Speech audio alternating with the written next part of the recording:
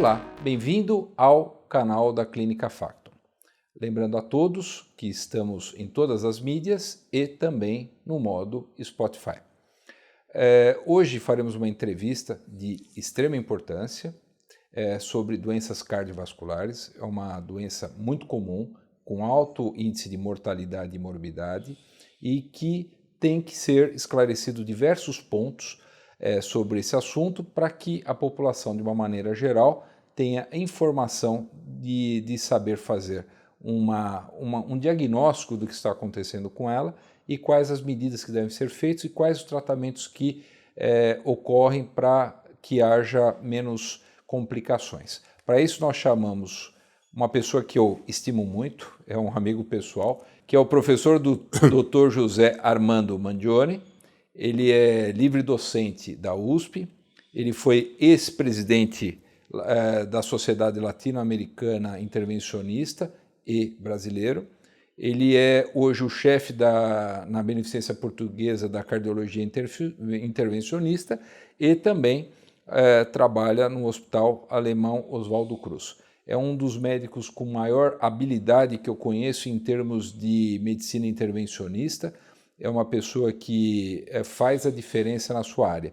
E eu tenho a grande honra de convidá-lo, viu? Obrigado por o senhor ter vindo, sempre dando aula, fazendo palestras e operando, e de trazer essas informações aqui para o nosso público em geral. Obrigado, viu, professor? Eu que agradeço o convite, o honroso convite, né, para falar de um assunto extremamente importante, né, que é a doença arterial coronariana, que é uma doença que a gente vai bater um papo aí, extremamente prevalente, que a gente tem que tomar muito cuidado com ela. Boa. Muito obrigado. Vamos lá. Então, professor, o que aconteceu as mudanças no tratamento da insuficiência coronariana nesses anos? Eu me lembro que antes a gente tinha só medicamentos, depois aí começou caminhando para cirurgias cardíacas, depois foi para cirurgia intervencionista. Houve um salto quântico, né? Me explica isso. Tem dúvida.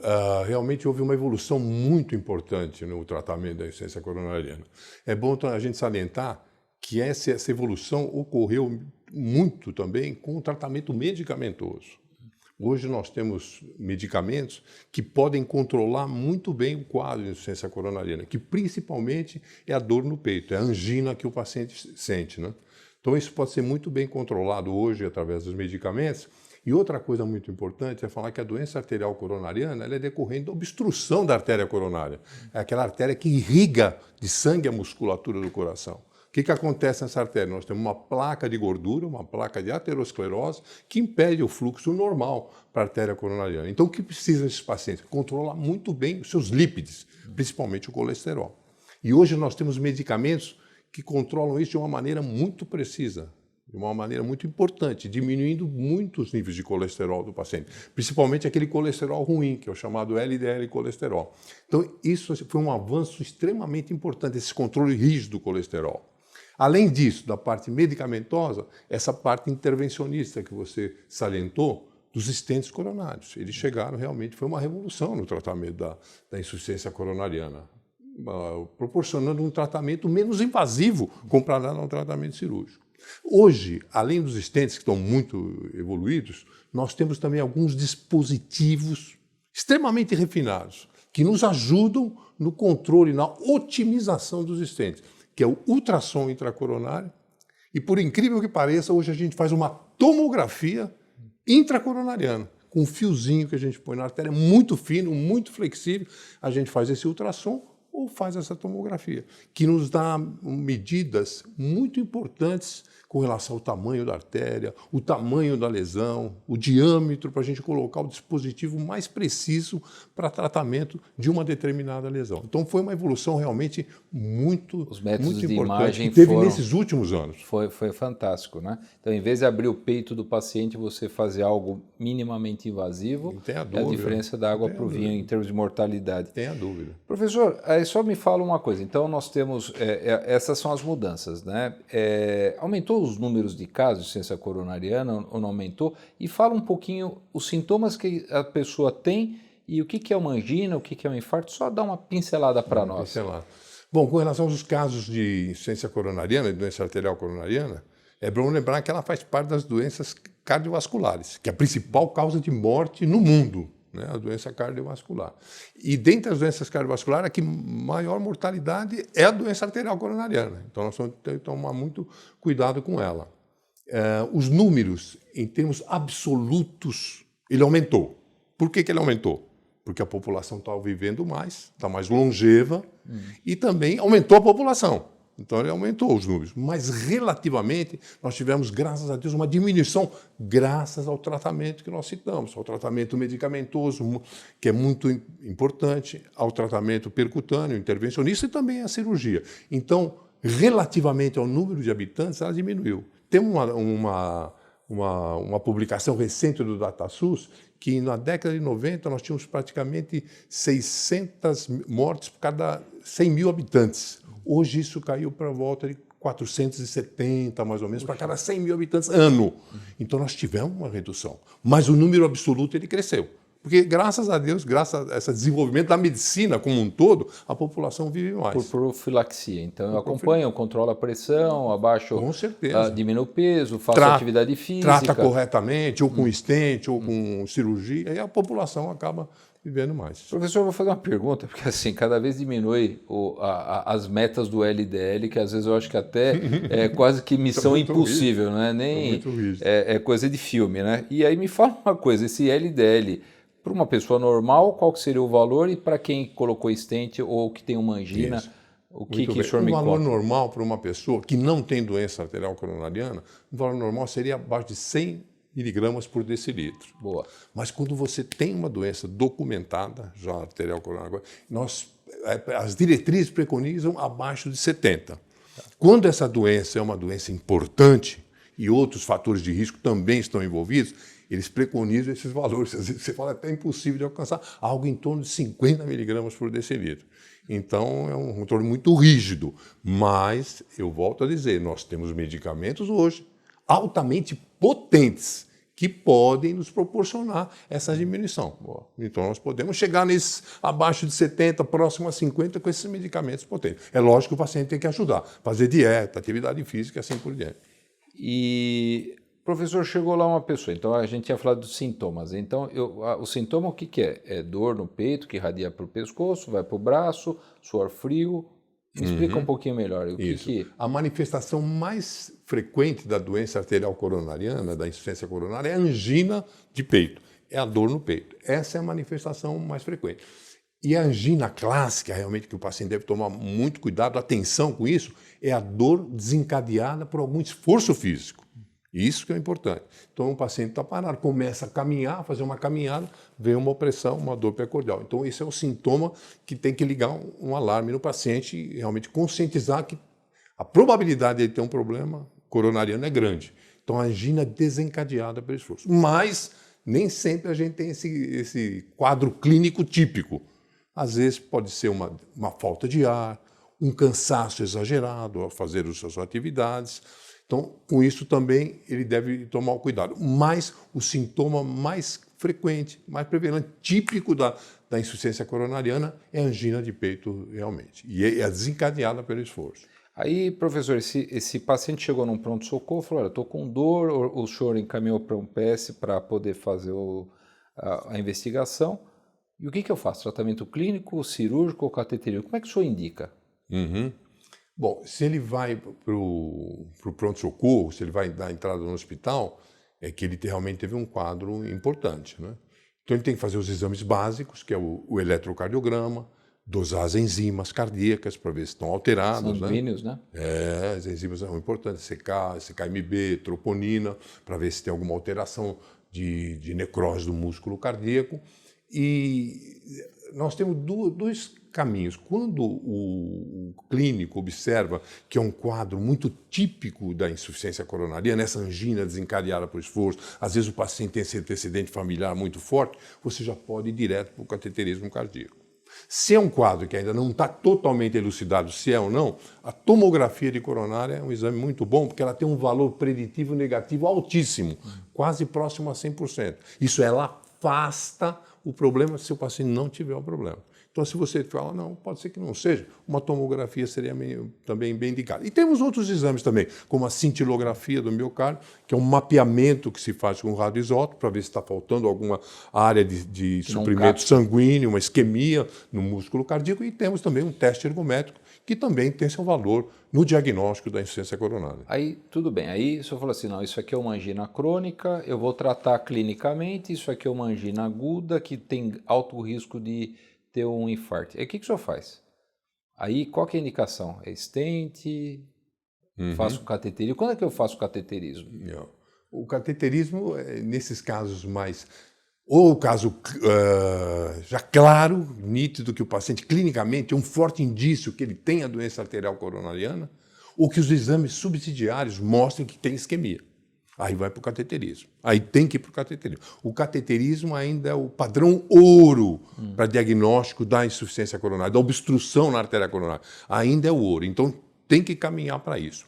Aí, dependendo da gravidade, da localização da lesão, né? Se às vezes é uma artéria muito importante, a lesão está localizada lá no comecinho da artéria, é diferente de uma outra lesão que está localizada lá no final da artéria, é importante, é pontinha. Então, e o cateterismo é que nos vai, junto com a clínica, que é sempre a soberana, mas ele vai nos dar a conduta desse paciente. Que conduta a gente tomar? Nos casos mais graves, o tratamento mais intervencionista, cirúrgico, seria o mais indicado. Nos casos que, vamos dizer assim, não tão graves, assim, que o tratamento clínico tem uma valia também muito grande. E pode controlar muito bem muitos casos. E antigamente eu lembro que quando a gente tinha infarto não se fazia nada. Agora, pode fazer cateterismo em paciente infartado? Deve fazer. Boa. O infarto agudo do miocárdio é uma coisa muito importante para a população, que a gente tem que deixar bem claro.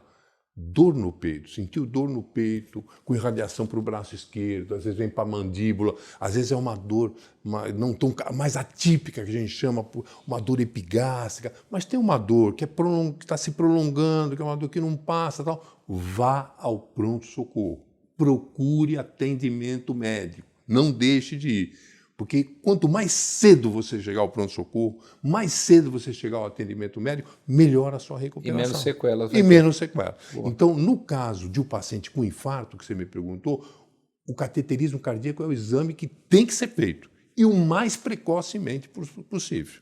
É o mais precocemente possível. Até 3 horas do início da dor, isso é importante falar, até 3 horas do início da dor, é que você consegue a maior recuperação das células miocárdicas. Até 3 horas. Se você for deixando passar 4 horas, 5 horas depois da dor, no infarto, a necrose vai acontecendo e você vai perdendo musculatura do coração. Então, temos que rapidamente procurar atendimento médico. Professor, outra coisa, a gente viu mudança também nos stents, né? E existe hoje os stents farmacológicos. Me explica melhor isso daí. Muito bom.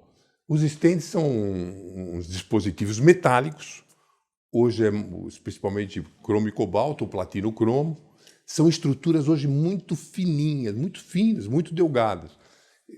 Para falar um pouquinho para você, quando começou o stent, ele tinha uma espessura de 150 micras. Hoje a espessura do stent varia entre 60 e 70 micras. Quer dizer, é uma espessura muito pequena.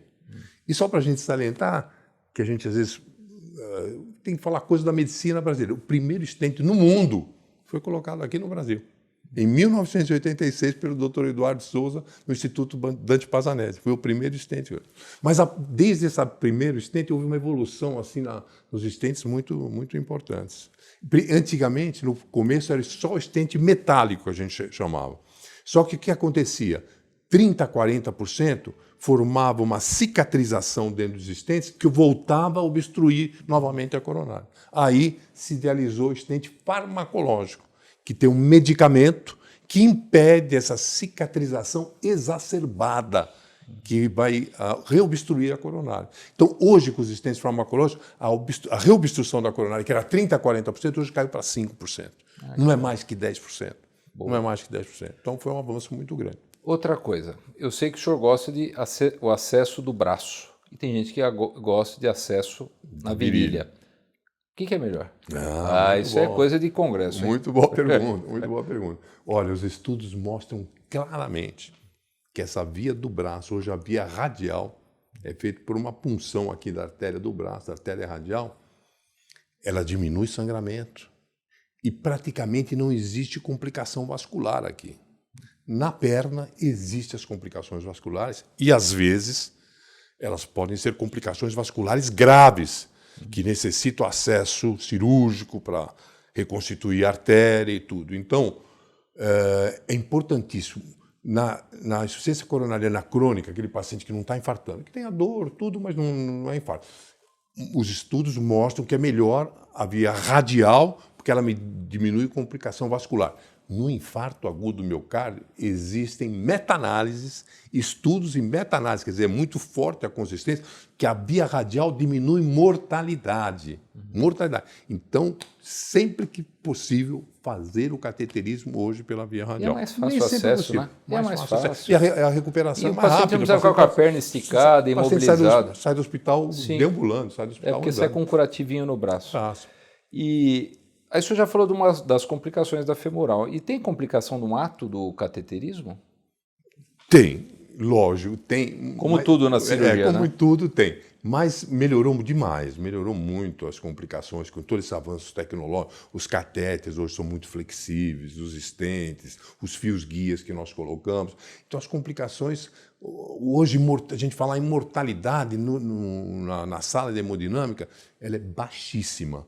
Às vezes até eu brinco com os pacientes, eu falo, olha, se você vem eletivamente fazer um cateterismo, você tem mais risco atravessando uma avenida paulista, por exemplo, do que fazendo um cateterismo. Então a mortalidade realmente ela é muito baixa no cateterismo, desde que os pacientes venham em condições normais. Agora, um paciente infarto, com estabilidade hemodinâmica, que venha chocado, aí já é uma outra história. Aí realmente a mortalidade já se eleva pelo próprio quadro clínico do paciente. Mas hoje o cateterismo, eu posso dizer para você, Nelson, é um exame muito seguro. É um exame bastante seguro. E também é mão dependente, né? Pega alguém que tem uma mão boa, como o senhor, vai bem, né? Então a gente sabe que é estado de arte, né? Eu colocar um canudinho, dilatar aquilo e fazer aquilo na medida certa. A experiência do intervencionista, do médico, né? Do hemodinamicista. Precisa ter muitas horas de voo para fazer aquilo. Professor, colocamos stent. Qual o período maior de risco pós-stent, né? Então pergunta. Eu coloquei, nossa, agora está tudo resolvido na minha vida, é uma beleza, né? Só flores, né? E aí quais os medicamentos que eu tomo também? Segunda pergunta aí em seguida. Não é bem assim, colocou o stent, está tudo resolvido, não é bem assim. A restenose, nós já falamos, o farmacológico ela é baixa, a cicatrização exacerbada é baixa, mas você tem que tomar alguns cuidados. Por quê? Ele é um corpo estranho ao organismo. O organismo, com o decorrer do tempo, ele vai, vamos dizer, ele vai absorver esse stent, ele vai fazer uma endotelização, ele vai recobrir com uma película o stent e não vai deixar esse stent em contato com a circulação. Como ele é um corpo estranho, o que pode acontecer? Formar coágulo onde tem o stent, formar um trombozinho, um coágulo onde tem o stent. E isso pode obstruir a coronária. Então, o que a gente deve fazer? Hoje, a endotelização, essa membrana que recobre, ela normalmente está feita por 3 meses, no máximo 6 meses você já tem uma endotelização.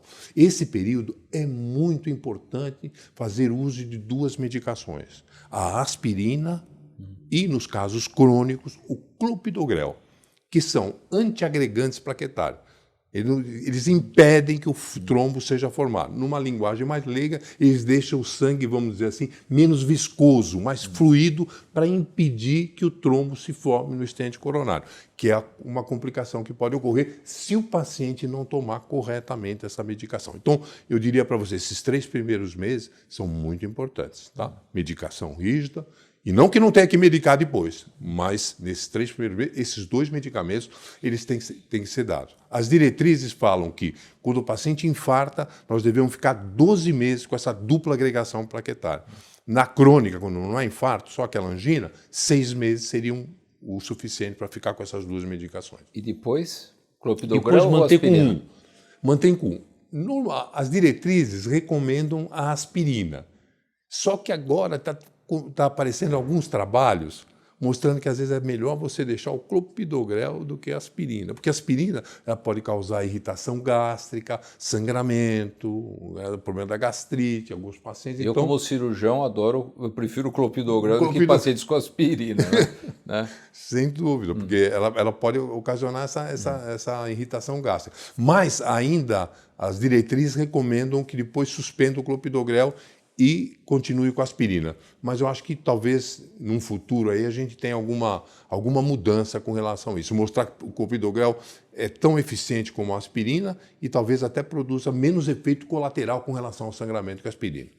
E aí o senhor colocou stent nesse paciente, quando é que ele volta à rotina de trabalho e de exercícios físicos? E se ele deve ou não fazer exercício físico? Ótimo, ótimo. Bom, isso que é importante do tratamento intervencionista, do stent, né? Você recebendo alta hospitalar, praticamente você retorna às suas atividades habituais de rotina. Não estou falando de exercício, de habituais de rotina. E é o seu trabalho, fazer suas coisas em casa, né? Então as suas atividades habituais, você retorna praticamente imediatamente após a sua alta hospitalar. Os exercícios você deve voltar gradativamente. Nesses 3 primeiros meses que eu falei que são os meses mais críticos, não voltar com exercícios de alta intensidade, vamos dizer assim. Voltar com só fazendo sua caminhada, pode fazer uma ginástica leve, alguma coisa assim, e sempre acompanhando com o seu cardiologista, fazendo os exames, para ver se estão tudo bem nos exames, e progressivamente você vai aumentando a carga de exercício. Tá? Mas nesses 3 primeiros meses, seria aconselhável o paciente, às vezes o paciente, inclusive, é esportista, vem fazer e é esportista tem que fazer isso. Então, aconselhando nesses 6 primeiros meses, tomar mais cuidado com exercícios de alta intensidade. Então, moderar nos exercícios, deixar só uma caminhada, uma ginástica mais leve para evitar problema. Tá. E aí, para esses esportistas, eles podem, depois de quanto tempo profissionais, voltar a fazer a carga pesada? Por exemplo, o senhor é um corredor. Sou corredor. Corredor. Esse e corre bem. Vamos supor, colocou alguém que é o seu amigo de corrida, lá ele infartou, colocou em stent e uma angina. Quanto tempo ele pode voltar a acompanhar o seu ritmo? Aí é importante. Eu recomendaria que ele voltasse gradativamente, não correndo, caminhando, né? Depois variando entre trote e caminhada, e voltar a praticar uma corrida de recreação, eu diria que após 3 meses ele estaria liberado para uma corrida recreativa, não competitiva. Então, quer dizer, você pega atleta, você me perguntou, se trata de atleta. Tá. Então, o atleta, depois de 6 meses, está bem, os exames estão normais, não sei o quê, voltar à prática competitiva, mas de uma maneira mais gradual, né? Vai se treinando, vai se adaptando, readaptando o condicionamento físico para gradualmente. Então, 6 meses seria para uma atividade competitiva, depois de 6 meses. Para uma atividade recreativa, 3 meses acho que seria o suficiente. Professor, eu vou fazer uma outra pergunta que está sendo muito comum hoje em dia, e a gente já tocou nesse assunto em algumas outras entrevistas. Esses usos indiscriminados de hormônios, tanto para mulheres como para homens, testosterona, para ganhar, porque uma coisa é ser esportista, correr, fazer esporte, outra é ser um fisiculturista, né? É uma coisa de estética corporal. Isso tem aumentado essas complicações? Nossa, olha, isso infelizmente, Nelson, uma excelente pergunta. Nós vemos alguns casos no cateterismo cardíaco de jovens, pacientes até com menos de 30 anos de idade, ou com 30, 35 anos, que vêm com infarto no miocárdio, por uso indiscriminado de anabolizantes, por causa dessa fisiculturismo aí que você muito bem citou. Então, isso tem que ser tomado com muita cautela, evitar isso, o uso desses anabolizantes. Realmente deixa a natureza, você fazer o esporte e criar sua musculatura pela natureza. Quando você abusa disso, você corre um sério risco de problema. Isso não está sendo infrequente na nossa prática clínica. Os pacientes que abusam, jovens que abusam, vêm com infarto, e às vezes com infarto grave. Sim. Infarto grave, que vai impossibilitar desse paciente ter uma vida de um jovem natural, vai impossibilitar esse paciente. Então, Claramente não devemos abusar desses anabolizantes e, se possível, eu até diria, não fazer uso desse tipo de medicação para criar músculo. Isso aí é um... Essa é uma... a gente tem brigado bastante aqui no consultório e a gente tem falado bastante nas entrevistas. E o senhor acha que aumentou mais esses números de casos em pacientes jovens, não só por isso, mas também por uso de coisas ilícitas, estilo de vida? O senhor achou que o jovem está tendo... Caiu a faixa etária desses pacientes com Eu stent? acho que aí tem essa anabolizantes, tem o uso de drogas também, né? Inclusive a cocaína é um problema sério que dá uma vasoconstrição, irritação da parede das artérias, inflamação na parede das artérias dos vasos. Temos visto casos também assim, né? Temos visto. Então, e outra coisa no jovem é que o jovem hoje ele é muito competitivo no mercado de trabalho, então ele se alimenta mal, ele é sedentário, não pratica atividades físicas, às vezes fuma, tabagismo, que é um terror para a doença coronariana, é um dos fatores de risco mais importantes é o tabagismo. Então, o que a gente está vendo? E essa vida com estresse, corre para cá, tem que resolver problema e tal. Então, tudo isso leva a ocorrer insuficiência coronária mais precocemente, numa idade mais jovem. Isso nós temos observado. Às vezes, pacientes mais jovens, na faixa de 40 anos, que não é o habitual ainda, o habitual acima de 50, 55 anos, que o paciente... Então, pacientes com 40 anos, 40 e poucos anos, vir para o cateterismo já com obstruções importantes, por esse problema, por o tipo de vida que o paciente está até levando. Psicossomáticos também que acabam ocorrendo por causa de mídias, problemas de egos, de tendências, né, que ficou muito exacerbado. Dorme mal, come mal, é o que o senhor falou, com certeza, né? Com certeza. Professor, vamos lá. Aí eu vou fazer um pré-operatório. O paciente vai operar comigo, chegou lá na minha mesa, trouxe os exames e falou, tem algo errado. Aí eu encaminho para o senhor fala, não, eu acho que você está com quadro de insuficiência coronariana, vamos colocar um stent. O senhor coloca um stent. Aí você fala, Liboni, você pode operar esse paciente eletivamente, não estou falando de cirurgia de urgência, quando o senhor me libera para fazer a cirurgia pós um stent? Vamos supor, o paciente está com uma hérnia ou apareceu alguma outra coisa, uma cirurgia eletiva, e aí, quando é que eu posso operar esse paciente? O problema daí que você está perguntando é o problema do sangramento, né? Pós-cirúrgico, no ato operatório, porque a aspirina e o clopidogrel, eles não deixam formar coágulo, então eles inibem a coagulação. Então, para o cirurgião, no seu caso você está me perguntando, não é bom, porque há o sangramento, o problema é do sangramento. Quando é uma cirurgia que o paciente tem que operar uma próstata, que tem um tumor grave, uma coisa grave, uma neoplasia, o que nós recomendamos? Opere, mas opere pelo menos com um antiagregante plaquetário. Se conseguir passar um mês, deixar um mês, já operar quando precisa operar, após o stent, quando precisa, há uma necessidade mais premente da cirurgia, deixa um antiagregante, ou aspirina, ou clopidogrel, e opere assim. Vai sangrar um pouco mais? Vai sangrar um pouco mais, mas a gente tem que pesar o risco e o benefício. Suspender as duas é muito arriscado, porque a trombose do stent pode ocorrer. No caso da eletiva que você perguntou, eu recomendaria um período, ao mesmo período, para formar essa endotelização do stent, formar a endotelização, 3 a 6 meses. E seria interessante também, nesses 3, 6 meses, ele manter um antiagregante plaquetário também. Agora, se já passou de 1 ano pós-stent, o paciente está muito bem, está evoluindo muito bem, poderia suspender os dois, operar e reintroduzi-lo da maneira mais precoce possível. Ajuda? Como? Clexane ajuda?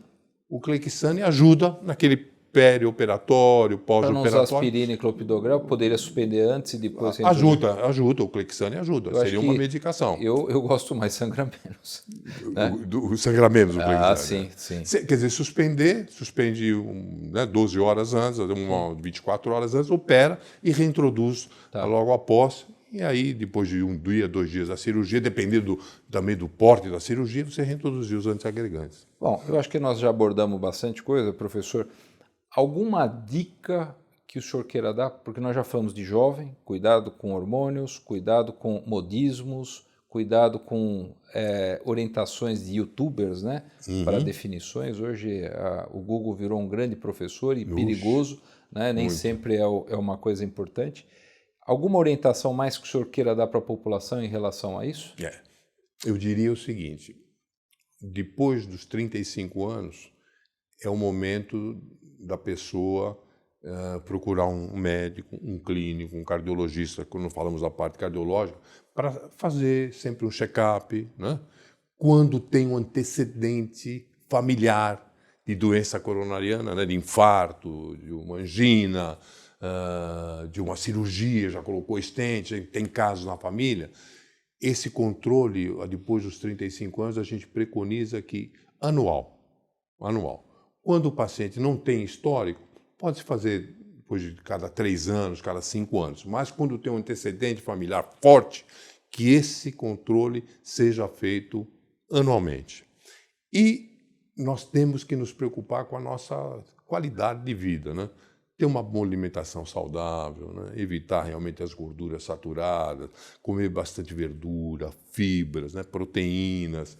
Então, isso é uma alimentação saudável, a prática de esporte. O que a gente tem observado, Nelson, que a incidência de diabetes mellitus, ela aumentou muito. Você vê nos Estados Unidos, o mapa dos Estados Unidos, ele aumentou muito em todos os estados a incidência de diabetes mellitus. Então, e a diabetes está muito ligada com doença arterial coronariana. E para a gente evitar a diabetes, é controlar o peso, é ter alimentação saudável. Então, essas que são as dicas que eu dou para a população em geral. Se cuide, né? Na parte alimentar, na parte de esporte, e o esporte ajuda também a combater um pouco o estresse, né? Que às vezes é inevitável o estresse, é inevitável, você enfrenta o estresse do dia a dia, mas o esporte ajuda muito. Às vezes até uma prática, uma outra coisa, uma parte de yoga. Yoga também é bom para um relaxamento, tal. Quando a pessoa se sente muito estressada, evitar isso daí, que isso é um desgaste para o organismo como um todo. Maravilha. Então, olha, eu queria agradecer muito, acho que eu trouxe informações importantíssimas, né? É sempre bom estar com gente que é top de linha nessa área, é isso que tem engrandecido o nosso canal, e agradecer ao senhor mais uma vez de estar aqui com a gente, viu? Obrigado. Muito obrigado, eu que agradeço esse honroso convite, muito obrigado. Um grande abraço. Obrigado.